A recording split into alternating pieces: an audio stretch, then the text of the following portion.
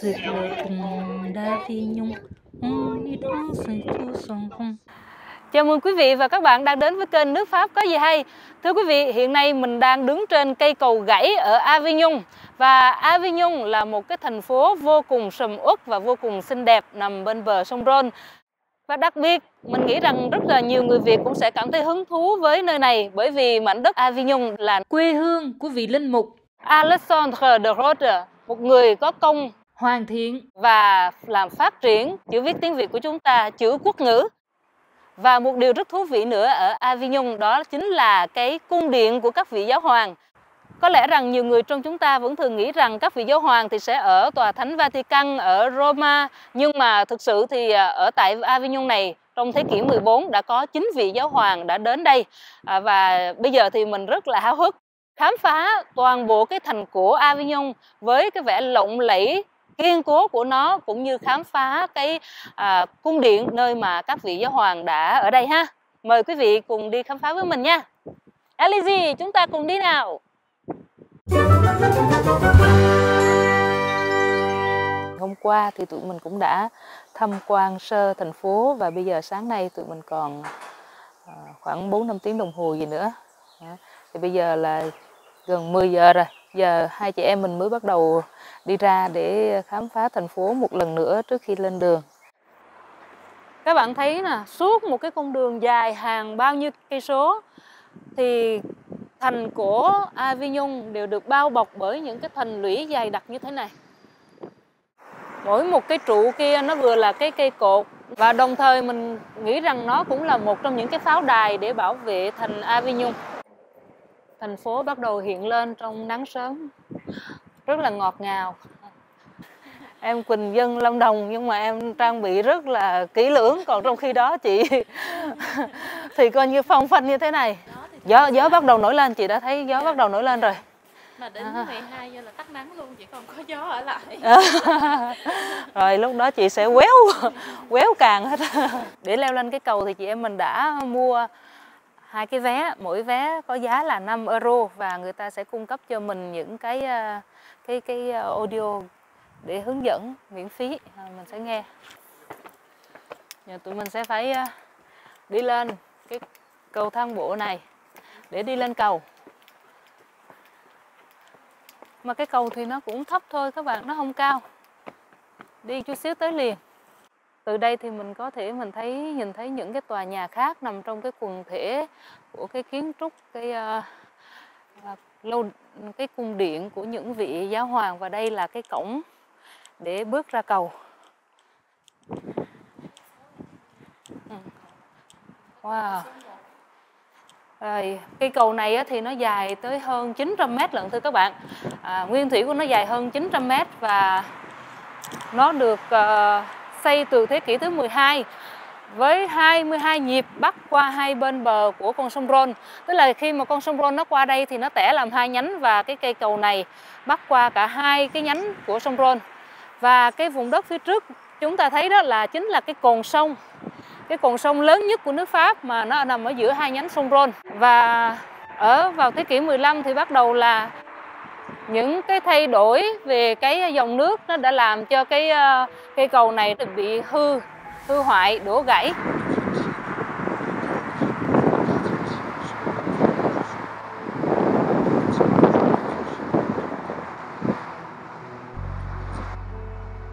Người Avignon cũng đã nhiều lần cố gắng xây dựng lại nó, nhưng số phận của cây cầu này nó cũng lắm thăng trầm thưa các bạn. Lúc bây giờ thì Avignon chưa thuộc Pháp như ngày nay, cho nên là trong các cái trận giao tranh thì khi quân đội Pháp tấn công vào Avignon thì người Avignon đã chủ động phá hủy cây cầu này một lần nữa.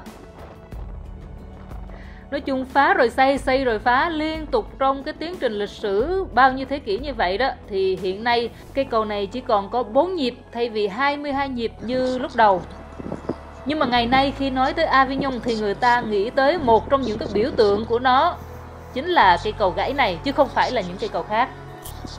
Và tuy nó không còn cái chức năng phục vụ cho cái nhu cầu lưu thông bằng đường bộ ra đến với cái vùng duyên hải của nước Pháp, thay cho việc đi lại bằng thuyền trên đường sông vốn rất nguy hiểm. và nó cũng không còn đóng góp vào cái ngân sách của Avignon bằng cái phí cầu đường mà nó mang lại. Tuy vậy, nó vẫn mang lại ngân sách bằng cách bán vé cho khách du lịch. Hễ cứ muốn bước lên cầu là 5 euro một cháu. Không chỉ giới thiệu âm thanh mà cái app này nó còn cho mình thấy hình ảnh người ta xây dựng cái cây cầu này nữa. Và ở đây thì người ta nói đây là cái nhà nguyện San Beneze. San Beneze là một cái người ta gọi ông như là một vị thánh vậy đó, bởi vì theo huyền thoại thì ông là một cái người chăn cừu, một người nông dân thôi, và ông được mặc khải từ ơn trên, cho nên ông đã khởi ý và khởi công xây dựng cái cây cầu này. Và sau cái chết của ông thì người ta xây dựng cái nhà nguyện này. Đây là cái nhà nguyện để tưởng nhớ đến cái công lao của ông. Tuy vậy thì vào thế kỷ 17, cây cầu đã bị hư hại, cho nên người ta đã dời những cái thánh tích, những cái di vật liên quan đến ông vào một cái nhà thờ khác. Và bây giờ thì cái nhà nguyện này nó vẫn còn tồn tại, nhưng mà nó trống không vậy thôi. Giờ mình sẽ vô đây mình xem bên trong cái nhà nguyện nha. Các bạn sẽ thấy rõ hơn cái hiện trạng của nhà nguyện vào thời điểm này.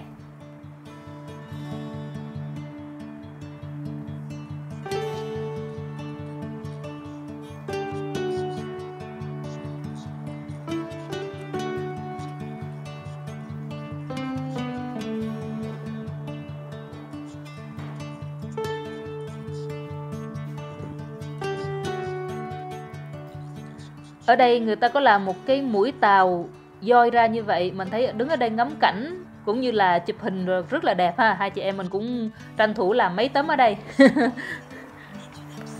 Chỗ này là đi ra được.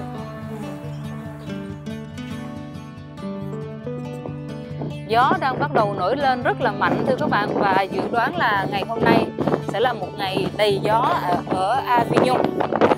Tuy vậy thì việc đó không có cản trở gì cái hành trình khám phá Avignon, cũng như là chiêm ngưỡng những cái vẻ đẹp kiến trúc cũng như vẻ đẹp thiên nhiên của nó. Đây là cái mái của cái nhà nguyện.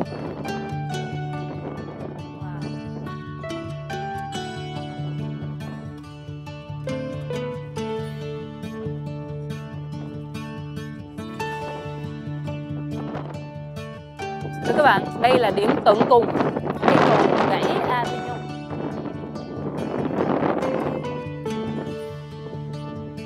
Dưới kia thì nước vẫn xanh và sâu thăm thẳm.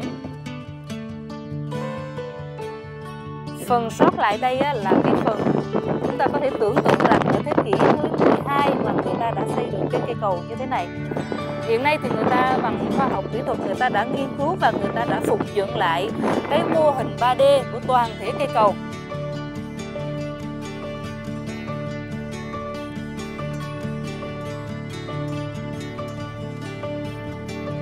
Là những cái cây gỗ mà đã được sử dụng ở trong cái quá trình xây dựng cầu.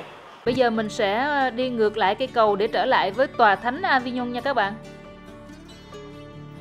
Cung điện của các giáo hoàng hay là tòa thánh Avignon nó ở ngay phía trước mặt mình đó các bạn.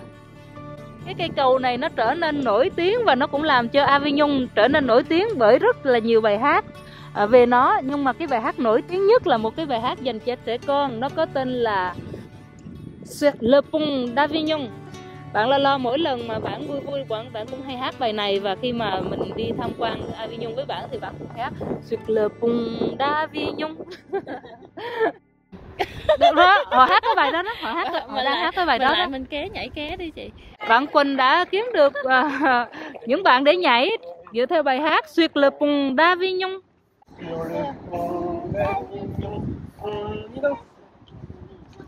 Sur le pont d'Avignon. Et après on recommence.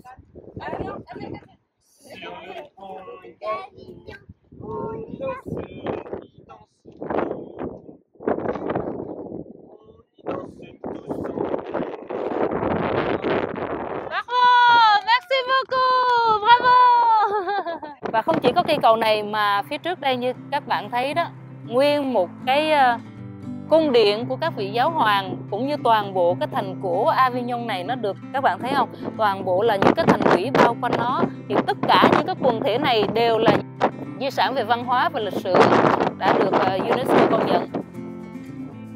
các vị giáo hoàng đã ra sức xây dựng nó qua nhiều đời giáo hoàng. Có 9 vị giáo hoàng đã từng ở đây, nhưng mà 7 vị là chính thống, còn có 2 vị ly giáo. Và trong suốt cái chiều dài của cái thế kỷ 14, khi các vị ở đây thì các vị cũng đã xây dựng nó rất là bề thế, rất là tráng lệ, cho nên bây giờ mình rất háo hức để vào tham quan cái nơi ở của các vị giáo hoàng ha. Từ trên xa kia thì mình thấy dường như là có tôn tượng của Đức Mẹ Maria bằng đồng đang sáng chói lên. Bây giờ mình sẽ lần lượt đi lên đó nha các bạn. Mát mẻ thoải mái ha.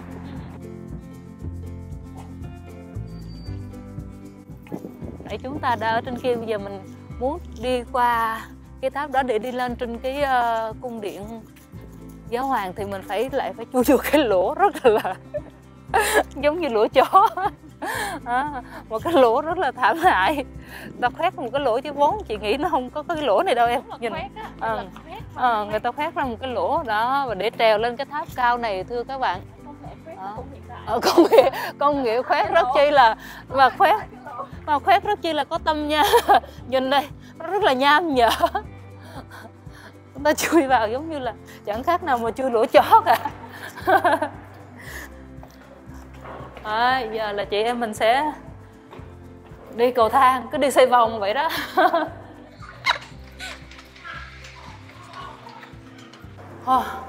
Cuối cùng thì cũng đã lên tới đỉnh tháp rồi đây các bạn ơi. Để coi nhìn xuống thử coi nè. Wow. Nhìn xuống chỉ thấy cái đường xoắn ốc thôi chứ không thể thấy ở dưới được. Bây giờ mình đi ra, mình tiếp cận với cái đường này còn lên nữa. Còn lên nữa. Từ góc này có thể nhìn ra sông. Hôm qua mình không phát hiện ra chỗ này để mình đi xuống đây chứ, đúng không?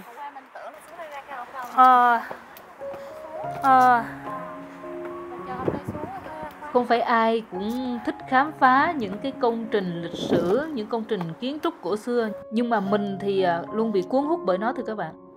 Gió quá là gió, mình cầm cái camera mà nó cũng rung bần bật luôn ở trong tay mình luôn. Càng ngày càng lên cao các bạn.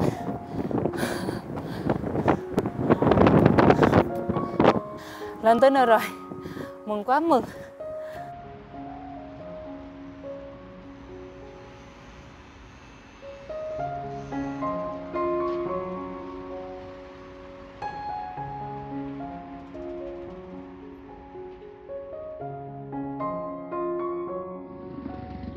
Đây là thấy rõ ràng dấu hiệu mùa xuân đã về rồi đây. Không đẹp quá. Và nhìn ra đây đây chắc là ruộng nho ha. Ruộng nho quá. Gốc nho nè. Đứng ở đây nhìn ra toàn bộ cái cảnh này, cảnh rộng này nhìn thấy rất là đẹp ha.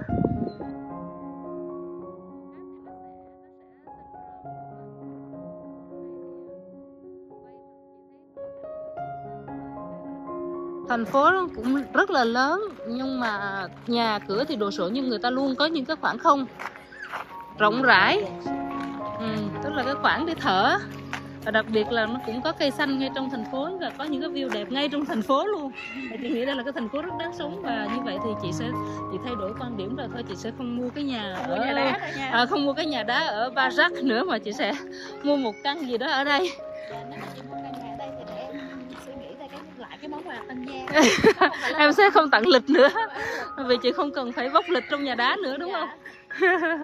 Tự nhiên người ta làm mấy cái trụ cột ở đây, mấy cái đường làm nguyên một cái vòng này để chi vậy? Trong đây là một cái hệ thống đo giờ các bạn ạ. Đây là một cái đồng hồ mà nó lấy cái bóng của mình, nó chỉ giờ, miễn mình phải đứng vào đúng cái quy định của họ. Nhưng mà mình không thấy cái ngày hôm nay.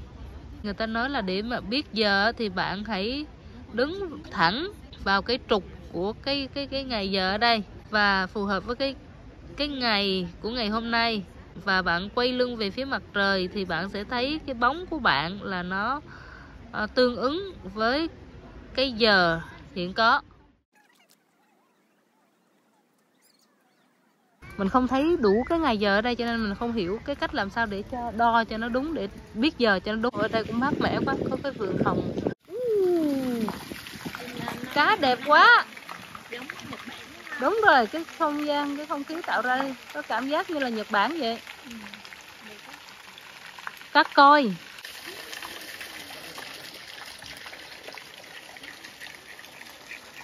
Một vợ chồng Việt ở đây. Chị nghĩ cái này chắc là nó cũng có một phần của tự nhiên, rồi sau đó thì người ta sẽ làm thêm ra. Có sẵn những cái đá. Đó là dựa trên cái sẵn, đúng rồi, dựa trên cái sẵn có và chị thấy thích cái chỗ này á, chị thấy thích Avignon. Trời ơi, ngoài ra ngoài đây vẫn có tiếp một cái không gian để vui chơi nữa.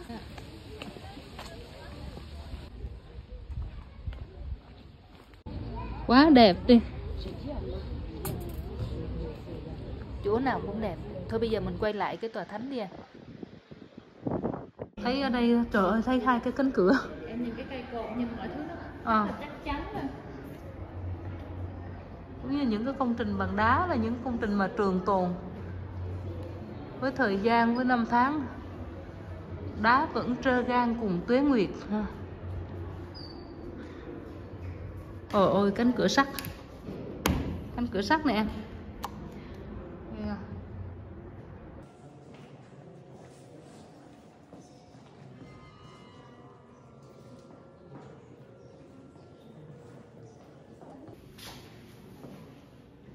Mình tới đây buổi trưa thì thấy nhà thờ cũng khá yên ắng. Cũng có một số khách du lịch đến tham quan giống như mình đây.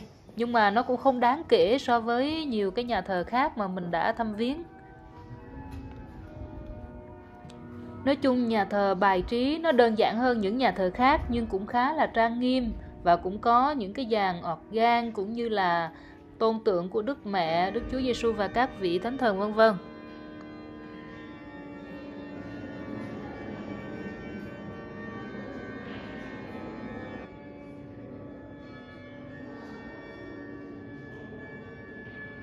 Có người hỏi mình là sao đi tham quan, đi du lịch hay vào trong các nhà thờ, các đền đài dữ vậy. Mình cũng biết trả lời sao, có lẽ đó là cái sở thích của mình và mình bị thu hút bởi cái kiến trúc và cái sự vĩ đại của những công trình này, cũng như cái khả năng sáng tạo trong cái nghệ thuật xây dựng của người xưa. Toàn bộ cái cung điện này nó có 2 tầng và gồm có 25 phòng thưa các bạn. Và mình vừa mới vào cái tầng đầu tiên, ở đây kêu là cái sân danh dự. Và mình thấy rằng là cũng giống như tất cả những cái tòa thành cổ xưa khác của thời La Mã thì nó cũng rất là đồ sộ, với toàn bộ công trình là được xây dựng bằng đá. Và trên đó thì cũng có rất là nhiều các cái hoa văn, các cái chi tiết điêu khắc khác nhau. Tuy nhiên là nó cũng không nhiều lắm. Và trên cao kia mình thấy có những cái đường ngang vươn ra đó, dưới cái hình của những cái con quái thú nọ kia đó, thì đó chính là những cái máng xối nước. Thay vì người ta để một cái ống xối nước như vậy thì người ta cũng tạo hình cho nó thành con nọ con kia ha.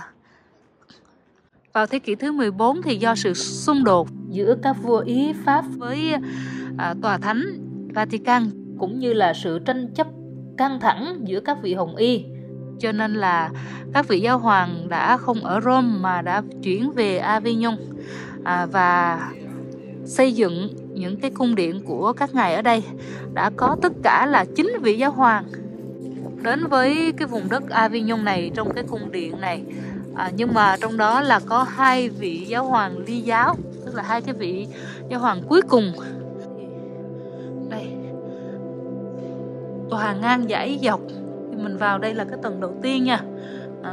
Và rất là rộng.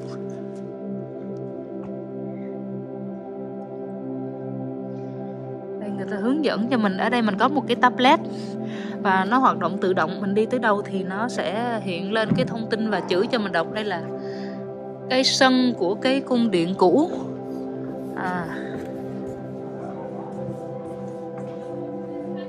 Cái sân cũ của cái cung điện giáo hoàng.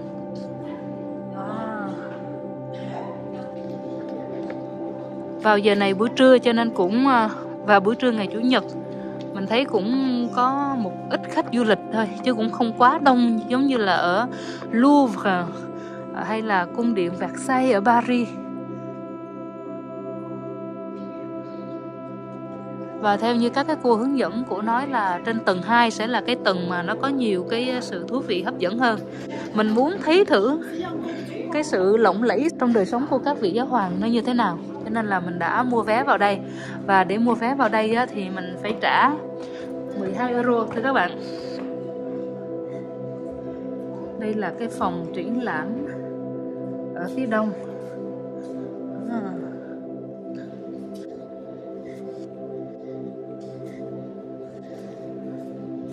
Không biết là có gì trong này, giờ mình vô trong đây mình coi thử. Wow, một cái căn phòng rất to và rất cao, nhưng mà nó trống trơn à các bạn ơi. Nó cao, nó to, nó rộng, nó dài, nhưng mà rất trống trơn à. Mình sẽ phải scan cái này vào trong cái vòng tròn của nó và nó sẽ hiện lên thông tin cho mình coi. Đây, nó sẽ chiếu lên một cái không gian ảo các bạn không? Cái nơi này gọi là Grand Tinel Nord. Đó. Theo như cái không gian ảo thì ngày xưa cái phòng này nó vốn là như thế này các bạn, chứ nó không phải là nó trống trơn như mình đang thấy đây ha. Hiện nay chúng ta không thấy được cái sự xa hoa lộng lẫy của nó, nhưng mà đó, ngày xưa thì các vị giáo hoàng ở trong này và ăn uống trong này các bạn thấy không? Trên bàn bày rất là nhiều thức ăn nè, nem công chả phượng nè. Ở ngoài phía bên này là nó có một cái khu vườn. Ở cái khu vườn này nó trồng như thế này. Người ta trồng su, epina, trồng hành poiro, hành tây. Và chúng ta cũng có thể tìm thấy ở đó các loại rau và các loại thảo dược. Trong bức tường này người ta không cho mình quay phim, cho nên mình sẽ hạ máy quay xuống và mình sẽ coi bằng mắt thường. Rồi bây giờ mình sẽ rời khỏi cái phòng Grand Tinel Nord này. Cái phòng này cũng lớn, cũng rộng như vậy, nhưng mà cái phòng này có vẻ là xuống cấp và nó cũ hơn cái phòng kia rồi.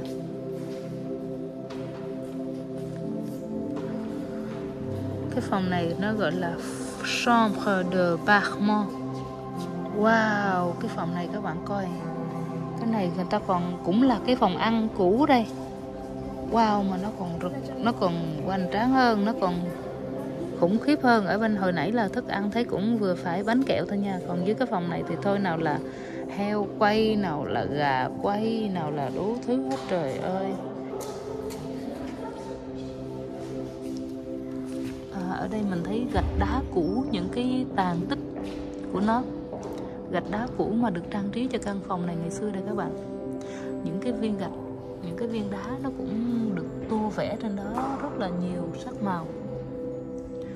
Các bạn biết là từ thế kỷ thứ 14 tới giờ thì nó cũng đã có nhiều cái sự thay đổi và nhiều cái sự hư hại. Nhưng mà mình vẫn còn thấy hình ảnh của hoa cỏ, của các cái con vật rồi.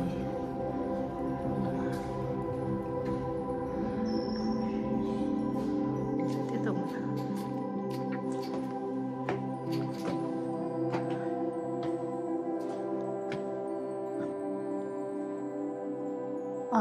Bước sang cái phòng thứ 3 thì nó vẫn còn những cái hình hài hoa văn ở cả trên trần nhà lẫn trên tường nhà. Trên trần, trên những cái thanh gỗ đó nó cũng đầy màu sắc thưa các bạn. Những cái thanh gỗ đầy màu sắc, người ta có vẽ chi tiết này tới chi tiết kia, rất là nhiều chi tiết và phong cách vẽ khác nhau. Để mình coi thử trong cái tablet nó nói là cái phòng của Đức Giáo Hoàng các bạn ạ. Ngày xưa đây là cái phòng của Đức Giáo Hoàng. Thì ra là nơi Đức Giáo Hoàng ở là ở đây. Phòng 2 này là cái phòng làm việc của Đức Giáo Hoàng có tên là Clement VI. Cái trần nhà nguyên thủy của nó là chưa bao giờ được sửa hết á. Vậy là cái trần nhà này là cái trần nhà từ cái thế kỷ thứ 14 tới giờ đây. Ở trên tường có những cái bức tranh về cái cảnh săn nai. Rồi cái cảnh sân này. Đây, ở bên này thì mình còn có thấy được con nai nè.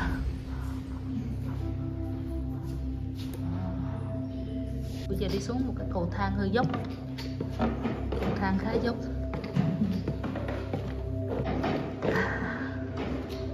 Ở đây mình thấy rất là thú vị. Sacretino. Wow, đây là những cái bức tượng chạm khắc nổi.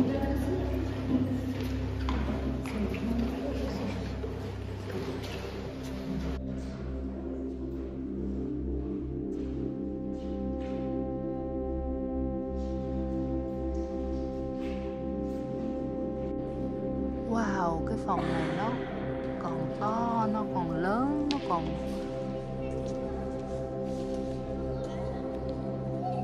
khủng khiếp thật. Phòng này gọi là cái nhà nguyện lớn. Cái nhà nguyện lớn nơi mà các vị hồng y rồi tập trung ở đây ha các bạn ha. Các bạn thấy trên hình nè.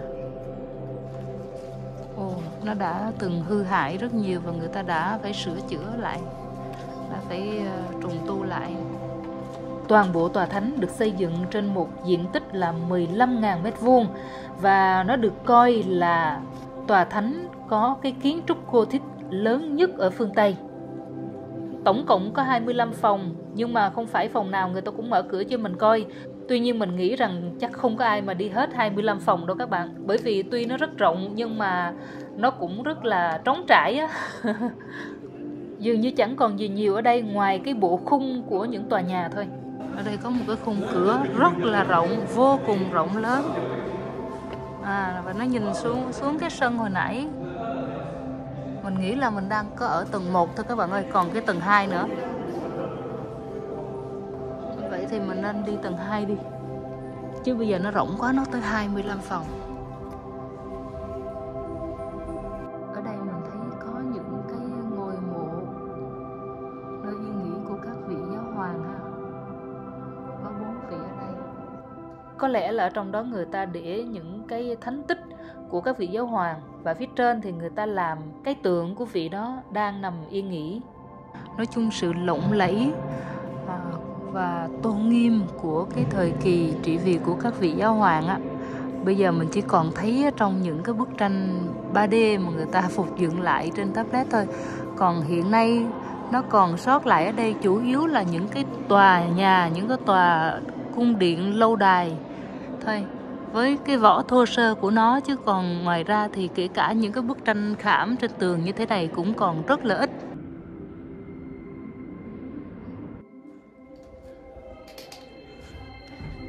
Tòa ngang dãy dọc, những cái lối đi nhỏ nhỏ rất là nhiều. Đây chắc là đi lên cao rồi đây nè. Các đức giáo hoàng thì ở đây, còn các vị hồng y á, thì có nhiều khi họ không có được mặn mà với các đức giáo hoàng lắm, cho nên là họ đã dời về cái phía bờ bên kia của sông Rhône, và họ ở cho nó xa cái sự ảnh hưởng của đức giáo hoàng ra. Và cái cây cầu Avignon mà mình tham quan sáng nay đó chính là cái con đường mà các vị hồng y dùng để đi đến cái cung điện của các giáo hoàng, tức là đến nơi đây. Nó không nhìn xuống phía dưới được tại vì cái hành lang nó cao quá, nó cao ngang mình luôn rồi. Bây giờ mình chỉ có thể là mình đi vòng quanh cái mái này. Lên đây thì nắng ấm áp, mình đã tiếp cận với mái ngói rồi. Cái viên ngói nó mắc cười ha, nó cong như thế này và nó cứ ôm nhau. Và nó có 2 lớp, một lớp phía này và một lớp ở trên này phủ lên đó. Và cái mái ngói thì hồng bạc. Chỗ này nó làm mình nhớ cái nóc của cái nhà thờ Sainte Marie de la Mer ở Camargue, nơi mà mình với bạn Lo cũng từng lên ngắm cảnh trên đó. Chúng ta đã thấy cái tượng của Đức Mẹ Maria kia rồi.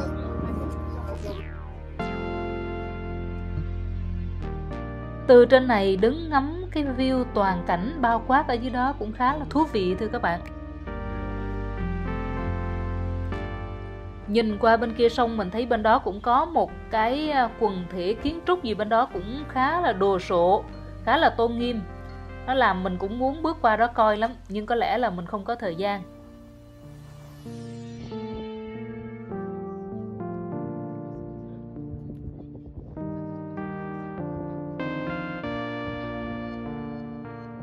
Mênh mông trời rộng sông dài ha.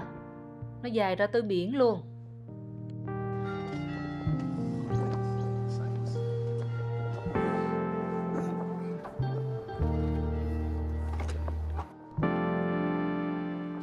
Mình nghĩ nếu như bạn nào mà thích chụp hình những cái công trình kiến trúc, hoặc là chụp hình mà có cái hình nền, cái background là những cái công trình kiến trúc cổ, thì ở đây chụp hình rất là đẹp thưa các bạn.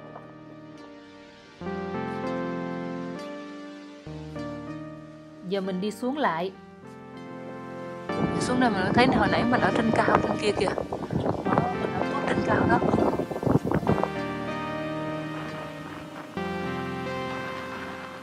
Trời, gió quá là gió. Tới giờ ăn trưa rồi, giờ mình sẽ ra cùng với em Quỳnh mình ăn trưa. Nó dẫn mình đi vòng vòng, cuối cùng mình cũng không biết là mình đang ở đâu đây nữa các bạn ơi. Ra một cái nơi rất là... Ủa sao kỳ vậy?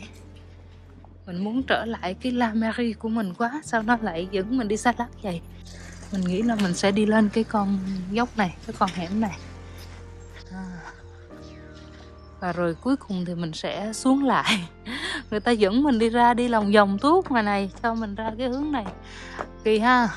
Jardin des Doms, Parc l'Escalier Sainte-Anne. Vậy là mình phải đi lên cái khu vườn. Mình sẽ đi lên cái khu vườn. Và từ trên đó thì mình mới đổ ra cái mặt trước. Đây là lần thứ 2 mình trở lại Avignon đó các bạn. 7 năm trước thì lúc đó mình đi thăm bạn Lo thì bạn có dẫn mình đi tới đây. Và mình thấy rằng là mình rất thích cái thành phố Avignon này. Và mình với bạn có những cái kỷ niệm rất là dễ thương ở đây. Mình vẫn muốn quay lại. Và nếu như quay lại lần này mà đi với bạn thì tốt.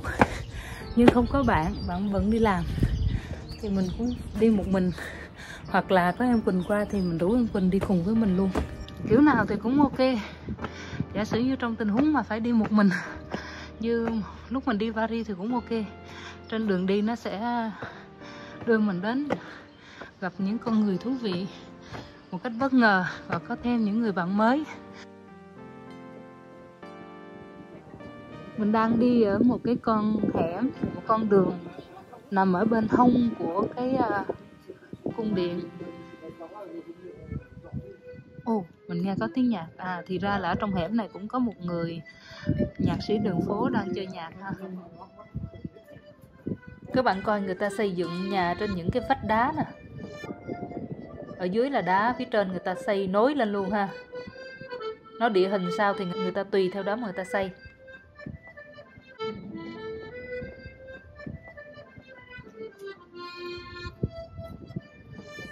Cô ấy đang chơi nhạc. Cái ngày đầy gió, có nắng nhưng mà cũng có đầy gió. Gió mạnh lắm. Đó, các bạn thấy quê hương của vị linh mục Alexandre de Rhodes có đẹp không? Ở Việt Nam thì người ta gọi ông là cha Đắc Lộ. Tức là ông là người đã kế thừa cái công trình sáng tạo ra chữ quốc ngữ của các cái giáo sĩ người Bồ Đào Nha. Sau đó ông tiếp tục phát triển nó lên, hệ thống nó lại.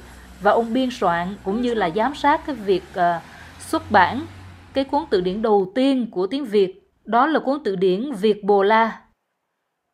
Sự ra đời của chữ quốc ngữ tức là một phương pháp ký âm tiếng Việt bằng các ký tự Latin đã giúp cho các cái giáo sĩ truyền giáo ở phương Tây tiếp cận với người Việt một cách dễ dàng hơn. Và sau đó thì loại chữ viết này đã được chính phủ bảo hộ ở Nam Kỳ chấp nhận là cái chữ viết chính thức của An Nam. Sau đó thì họ mở những cái trường thông ngôn để đào tạo các thông dịch viên Pháp Việt. Và học giả Trương Vĩnh Ký đã được mời về làm giáo sư của cái trường này. Ông trở thành vị thầy giáo đầu tiên dạy chữ quốc ngữ. Và ông dịch cũng như là viết rất là nhiều sách để giảng dạy văn phạm tiếng Việt. Sau đó thì các cái tờ báo đầu tiên của Việt Nam ra đời cũng bắt đầu ấn hành bằng chữ quốc ngữ với sự cổ vũ cũng như là sự hưởng ứng rất nhiệt tình, sự đóng góp rất lớn của rất là nhiều học giả, nhà tri thức yêu nước cũng như nhà báo lúc bấy giờ. Và mình rất là tự hào bởi vì khi mình đi ra với cái môi trường quốc tế, với bạn bè quốc tế, thì người ta hỏi ngôn ngữ chính thức của nước bạn là gì, thì mình rất là sung sướng, rất là tự hào khoe cái tiếng Việt bao gồm sự thống nhất giữa tiếng nói và chữ viết của mình ra. Thì khi mà mình nói và mình viết ra cho tụi nó nghe đó, tụi nó cũng tỏ ra rất là thán phục á. Tại vì những cái quốc gia như là châu Mỹ Latin hay là châu Phi hay một số nước khác ở châu Á thì người ta nặng á thì mất hẳn luôn cái tiếng nói của mình, mà còn nhẹ thì vay mượn cái ngôn ngữ thứ hai là gồm có tiếng Anh hay là tiếng Bồ Đào Nha hay tiếng Tây Ban Nha hay là tiếng Pháp, tiếng Ả Rập, tiếng Hoa vân vân để làm cái ngôn ngữ chính thức của họ. Còn mình thì không, mình có tiếng Việt của dân tộc Việt. Quá đổi tự hào phải không các bạn? Và như vậy là qua 2 video chúng ta đã tham quan qua cái vùng đất thánh Avignon, vùng đất của các vị giáo hoàng, cũng như là chiêm ngưỡng vẻ đẹp ở nơi mà cha đắc lộ Alexandre de Rhodes đã ra đời. Bây giờ thì Toàn xin kính chào tạm biệt và hẹn gặp lại quý vị và các bạn trong video lần sau nha. Au revoir, bye bye.